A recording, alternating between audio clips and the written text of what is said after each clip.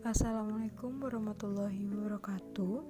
Perkenalkan, nama saya Cindy Patika Sari dari kelas 1 PK3 dengan NIM 962019-055. Saya akan menjelaskan materi mengenai tabel rasio keuangan, menghitung ROE, menghitung DER, menghitung dividen yield, dan menghitung CAGR.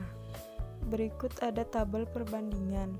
Sebelum saya menjelaskan tabel perbandingan, saya akan mengajari cara menghitung ROE, DER, dan dividen yield-nya terlebih dahulu. Yang pertama ada ROE atau Return on Equity. Jadi rumus menghitung ROE adalah total laba dibagi dengan total ekuitas.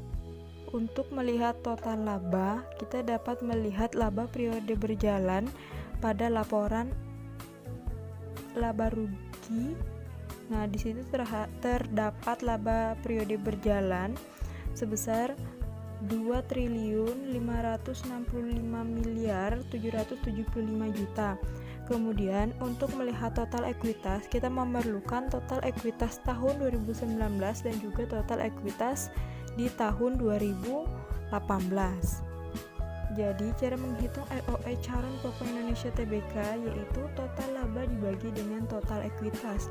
Tapi sebelumnya kita harus menghitung total ekuitasnya terlebih dahulu dengan dalam kurung jumlah ekuitas tahun 2019 ditambah total ekuitas tahun 2018 tutup kurung dibagi 2 sama dengan dalam kurung 20.027.493.000.000 ditambah 18.239.205.000.000 tutup kurung dibagi 2. Jadi sama dengan 38.266.698.000.000 dibagi 2.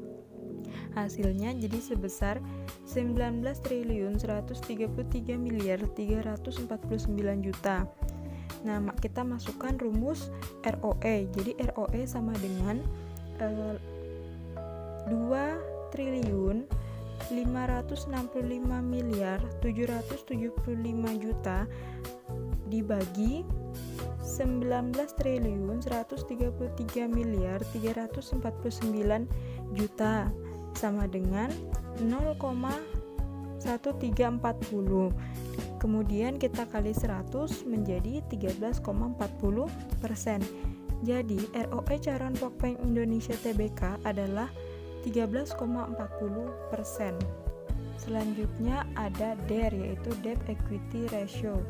Rumus menghitung DER adalah utang jangka panjang ditambah utang jangka pendek dibagi dengan total ekuitas. Selanjutnya ada menghitung DER Charon Pokpen Indonesia Tbk. Jadi sebelum menghitung DER, kita harus mengetahui utang jangka pendek dan utang jangka panjang dari perusahaan tersebut. Kita dapat melihatnya di laporan posisi keuangan. Jadi langsung saja kita masukkan DER sama dengan 5.365.361.000.000 ditambah 3.461.193.000.000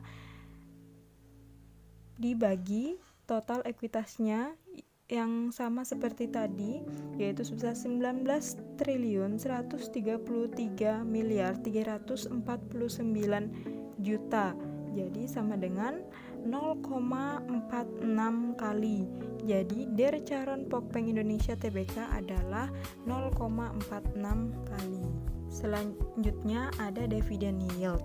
Jadi rumus menghitung dividen yield yaitu DPS per market price.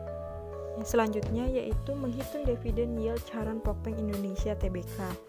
Jadi DPS dari Charon itu kita dapat lihat dari aplikasi RTI Business.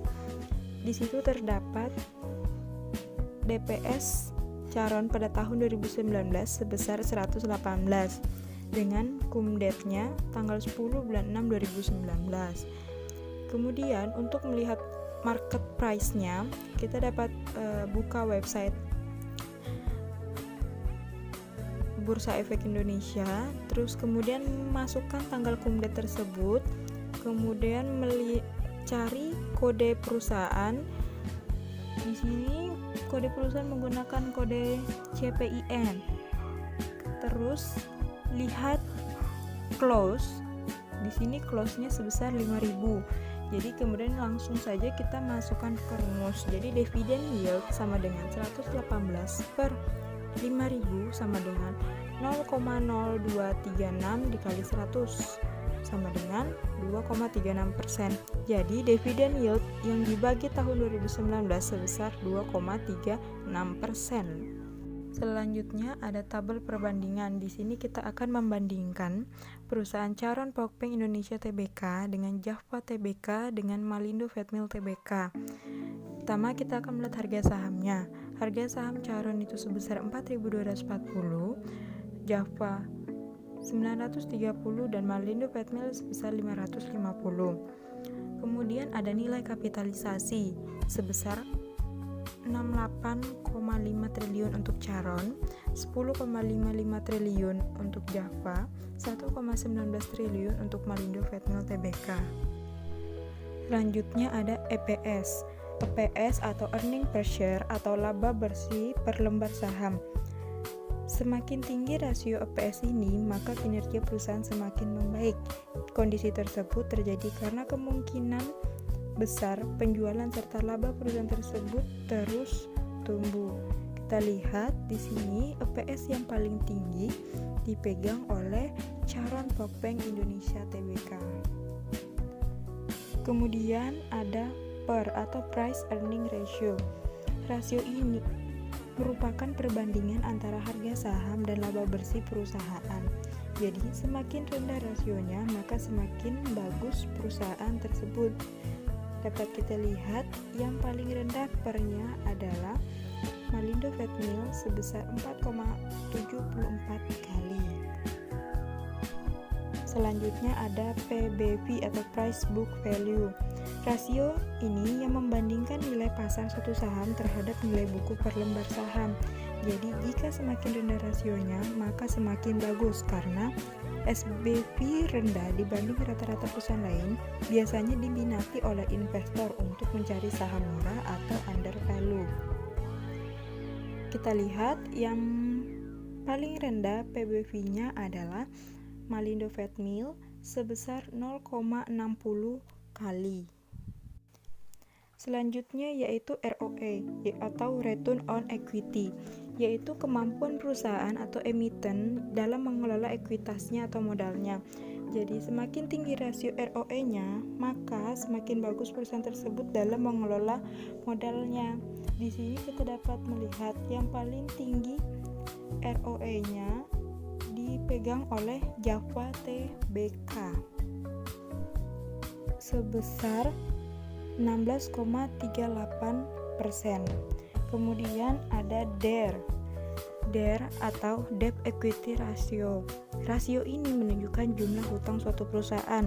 Hutang yang terlalu besar dapat menjadi resiko bagi perusahaan tersebut. Semakin rendah rasionya, maka akan semakin bagus, karena itu menunjukkan bahwa perusahaan tersebut tidak ada masalah dalam pembayaran utangnya. Karena jika semakin tinggi, berarti kita harus patut memperhatikan kemampuan perusahaan dalam membayar utangnya. Utang yang besar jika tidak dibayar dapat meningkatkan risiko seperti kebangkrutan pada perusahaan tersebut di masa yang akan datang. Jadi dapat kita lihat DER yang paling rendah di sini dipegang oleh Charon Pokpeng Indonesia Tbk sebesar 0,46 kali. Selanjutnya ada dividend yield. Jadi semakin besar rasio dividen yang dibagikan, maka semakin besar pula tingkat keuntungan yang diberikan perusahaan tersebut kepada para investor. Di sini dapat kita lihat dividen yield yang paling tinggi dipegang oleh Java Tbk sebesar 10,75%. Jadi, jika kita ingin melakukan investasi dari ketiga perusahaan tersebut, saya memilih untuk urutan pertamanya dipegang oleh Java Tbk karena kelebihan Java TBK ini terdapat pada ROE dan dividend yield yang cukup tinggi dibandingkan dari dua perusahaan lainnya, yang menandakan bahwa perusahaan tersebut sangat bagus. Terus di posisi kedua dipegang oleh Charon Pokpeng Indonesia Tbk karena kelebihannya dalam EPS atau earning per share-nya paling tinggi dan DER-nya paling rendah. Nah, walaupun kekurangannya pada saat pembagian dividen yield-nya dia paling kecil, hanya sebesar 2,36%. Kemudian di posisi ketiga dipegang oleh Malindo Feedmill Tbk dengan kelebihannya hanya pada per dan PBV-nya yang paling rendah. Tetapi juga memiliki kekurangan seperti EPS. EPS-nya dia memiliki EPS yang paling rendah hanya 116. Kemudian juga DER-nya yang paling tinggi sebesar 1,33 kali. Jadi itulah hasil perbandingan menurut saya. Kemudian saya akan menjelaskan mengenai CAGR atau Compound Annual Growth Rate. Jadi untuk menghitung CAGR satu perusahaan yaitu dengan cara dalam kurung tahun akhir per tahun awal tutup kurung dipangkat 1/n kurang 1 kurang 1. Sebelum menghitung CAGR, kita harus mengetahui tahun akhir dari perusahaan tersebut. EPS tahun akhir atau tahun 2019 kita dapat melihatnya di RTI Business. Di sini terdapat tabel dengan beberapa EPS dari tahun ke tahun. Jadi kita akan mengambil dari hanya tahun 2019. Kita dapat melihat kuartal pertamanya sebesar 49, kuartal kedua sebesar 56, kuartal ketiga sebesar 51, kan tetapi kuartal 4-nya kosong. Sehingga kita perlu mengasumsikannya. Sebelum mengasumsikan, kita melihat perbandingan dari ke tahun sebelumnya. Di sini dapat kita lihat pada tahun 2018 kuartal 1-nya sebesar 61. Kemudian pada tahun 2019 mengalami penurunan sebesar 12. Pada kuartal kedua tahun 2018 sebesar 88. Mengalami penurunan pada tahun 2019 menjadi 56 sehingga penurunannya sebesar 32. Kemudian pada kuartal ketiga pada tahun 2018 sebesar 63, sedangkan kemudian mengalami penurunan menjadi 51 pada tahun 2019 sehingga penurunannya sebesar 12. Kemudian kita bandingkan lagi dengan tahun sebelumnya yaitu pada tahun 2017. Dari 2017 ke tahun 2018 mengalami kenaikan dari 38 menjadi 61, berarti mengalami kenaikan sebesar 23. Kemudian di kuartal kedua dari 55 menjadi 55 menjadi 88, yaitu mengalami kenaikan sebesar 33. Kemudian dari 25 menjadi 63 mengalami kenaikan sebesar 38. Kemudian dari 34 menjadi 66 mengalami kenaikan sebesar 31. Dari tahun 2016 ke 2017 juga malah mengalami penurunan. Jadi, saya mengasumsikan untuk kuartal 4 pada tahun 2019 adalah sebesar 34. Kenapa? Karena 34 merupakan nominal kecil selain minus 17 dan 25. Jadi pada kuartal pertama tahun 2019 sebesar 49, kuartal kedua sebesar 56, kuartal ketiga sebesar 51, dan kuartal keempat sebesar 34. Jadi langsung saja kita totalkan EPS tahun 2019, yaitu 49 ditambah 56 ditambah 51 ditambah 34 sama dengan 190.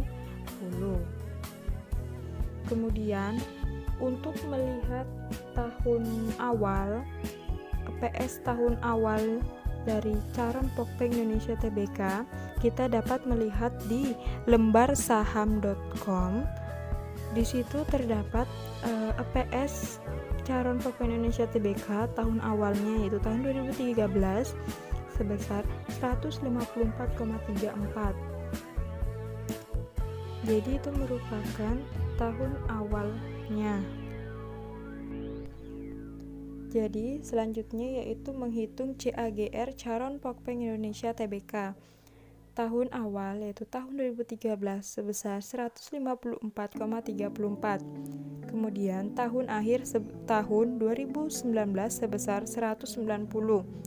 Jumlah tahun atau N sama dengan 7. 7 ini dari 2013 sampai tahun 2019. Kemudian langsung masukkan saja rumus CAGR sama dengan tahun akhir per tahun awal dipangkat 1 per N-1 dikurang 1. Jadi langsung saja 190 dibagi dengan 154,34 dipangkat 1 per 7 dikurang 1 dikurang 1. Hasilnya adalah 0,0352, kemudian dikalikan dengan 100 menjadi 3,52%. Jadi CAGR Caron Pokpeng Indonesia Tbk sebesar 3,52%. Sekian dari saya, jika ada kesalahan mohon dimaafkan. Wassalamualaikum warahmatullahi wabarakatuh.